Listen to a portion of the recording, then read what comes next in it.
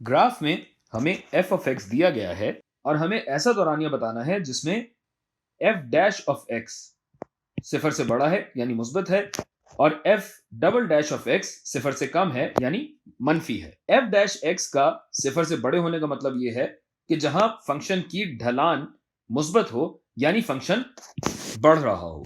आप देख सकते हैं कि -5 से तकरीबन -2.5 तक फंक्शन घट रहा है और -2.5 से लेकर +2.5 तक फंक्शन बढ़ रहा है और उसके बाद फंक्शन दोबारा घट रहा है।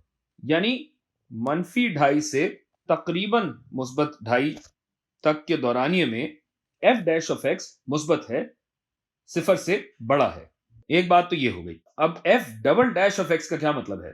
तो हमें यह तो पता है कि फंक्शन की ढलान बढ़ रही है, लेकिन यह बढ़ाव घट रहा हो।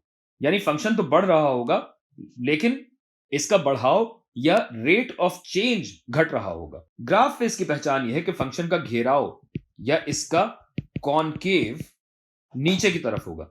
यानी ये जो कर्व है, इसका मुंह नीचे की तरफ खुल रहा होगा, जबकि यहां फंक्शन का मुंह या कर्व ऊपर खुल रहा है और ऐसा तकरीबन इस दौरानिये में हो रहा है। लिहाजा अगर इस साइज का मैं दौरानिया बनाना चाहूं तो तकरीबन यहां से यहां तक का फासला है, जिसमें एफ डैश ऑफ एक्स सिफर से कम है।